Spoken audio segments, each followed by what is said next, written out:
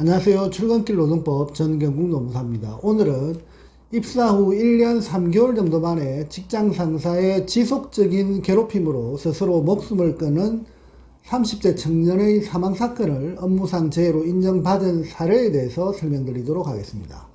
먼저 사건의 개요를 간략히 설명드리면, 고인은 30세 남성이며 L땡땡마트의 신입사원으로 입사한 청년입니다. 입사 당시 동기생들에 비해서 능력을 인정받아서 바로 본사로 배치되어 앞으로 자신의 실력을 제대로 발휘할 수 있겠다는 포부를 안고 아주 열심히 신입사원으로서 최선을 다하고 있던 엘리트 청년이었습니다.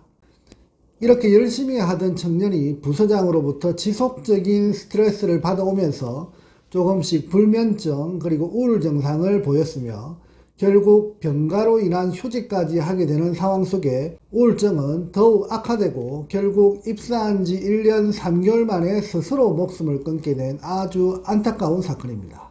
제가 사건을 착수하면서 고민했던 부분은 그 첫 번째, 직장 내 괴롭힘의 경우 이를 입증할 만한 구체적인 정황을 어떻게 확보할 것인가 하는 것이 가장 큰 문제였습니다.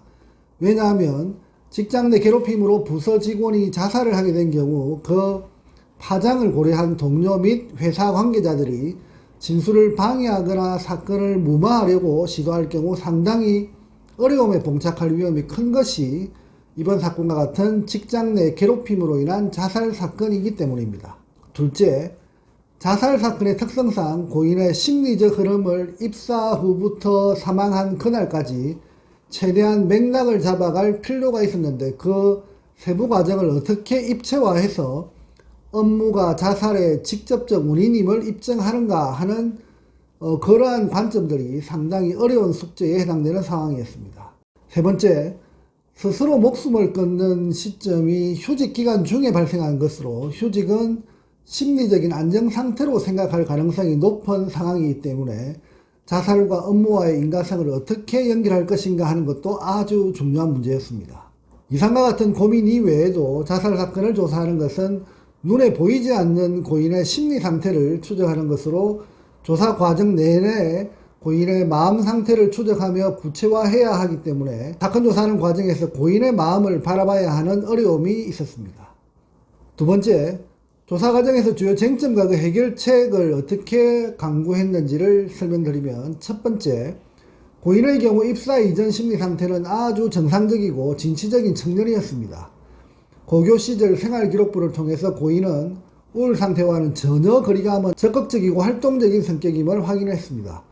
그리고 입사 후 집체교육기간 중에도 다른 입사 동기생들과는 달리 그 동기생들을 리드할 정도로 적극적인 성격이었는데, 본부 부서 배치된 후부터 급격히 불면증과 우울증에 빠지기 시작했다는 점을 확인할 수 있었습니다. 이러한 부분은 입사 동기생들을 한 명씩 만나서 문답하면서 확인할 수 있었고, 이를 입증할 만한 객관적인 자료로 동기생들끼리 서로 나눈 카카오톡 자료를 통해서 어떤 부분이 힘들었고 왜 스트레스를 받고 있는지를 확인할 수 있었습니다. 그리고 불면증 치료를 받기 시작하면서 정신과 진료 기록부에 기록된 각종 진료 내역을 통해서 고인의 심리적 불안 상태 그리고 스트레스 사항을 구체적으로 진료 일자별로 정리할 수 있었습니다. 결국 고인의 카카오톡 자료와 정신과 진료 기록부 그리고 동료들과 나눈 대화 내용들을 수개월간 발췌해서 정리하는 동안 고인의 심리적 불안 상태의 그 흐름이 어느 정도 손에 잡히기 시작했습니다. 이상과 같은 조사 내용들을 바탕으로 지금부터는 입사부터 사망까지 전체적인 그 그림을 어떻게 그려나갈 것인가 하는 것이 또 문제였는데, 이러한 부분은 보시는 바와 같이 큰 도표를 그려가면서 고인의 단계별 심리 변화 그리고 심리 변화의 그 원인, 사망 전 1개월 사이에 어떤 상황 속에 결국 자살을 선택하게 되었는지를 그 큰 그림을 그려가면서 단계별로 접근해 나가는 그 작업이 아주 중요하게 활용되었습니다. 셋째, 휴직 기간 중 자살을 선택한 그 상황에 대해서는 자칫하면 휴직이라는 평온한 시기에 발생한 사고이기 때문에 업무와 무관한 것으로 판단할 우려가 있기 때문에 휴직 당시 고인의 심리 상태를 조금 더 세밀하게 분석할 필요가 있었습니다.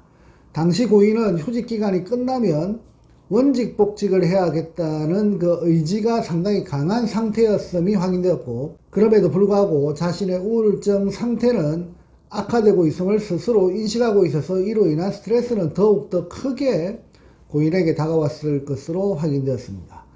그리고 사망 전 1개월 사이에 병원 진료 기록부와 회사의 복직 관련 지역규칙 등을 비교 분석하면서 휴직기간의 연장 여부에 대한 고민과 복직할 경우에 다시 팀장을 마주해야 한다는 그 부담감 등을 확인하면서 복직 시기가 다가오는 것에 대한 고인이 느끼는 심리적 압박감이 결국 우울증의 악화로 정서적인 불안 증세는 더욱더 가중되었고, 그런 심리적인 변화 상황 속에서 결국 스스로 목숨을 끊을 수밖에 없는 상황을 최종적으로 정리하고 주장하였습니다.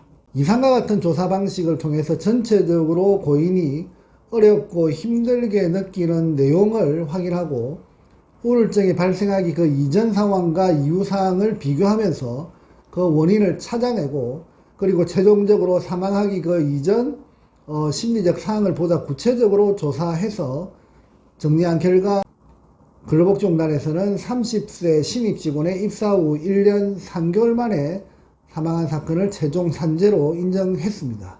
자살 사건을 산재로 인정받기 위해서는 눈에 보이지 않는 고인의 심리 변화를 사망 전 수개월간 추적하고 그 흐름을 다시 찾아서 결국 업무적인 스트레스가 그 원인임을 입증하는 문제이기 때문에 상당히 길고 예민한 조사 과정이 필요합니다. 특히 고인의 심리 상태를 어느 정도 감지하기 시작하면서부터는 그 심리적 압박감을 조사자도 공감하고 느낄 수 있어야 하기 때문에 조사된 내용을 정리하면서 조사자가 느끼는 그 심리적 스트레스도 상당히 큰 것이 사실입니다. 이번 사건의 경우에도 젊은 청년이 결국 스스로 목숨을 끊을 수밖에 없었던 그 절박함이 어느 순간 손에 잡히기 시작하면서 그 마음을 사건 조사 내용에 녹여내면서 결국 산재로 승인을 받아낼 수 있지 않았나, 그렇게 생각을 합니다. 오늘은 30세 신입 직원의 스스로 목숨을 끊은 상당히 가슴 아픈 그 사건을 최종 산재로 인정받은 내용에 대해서 설명드렸습니다. 감사합니다.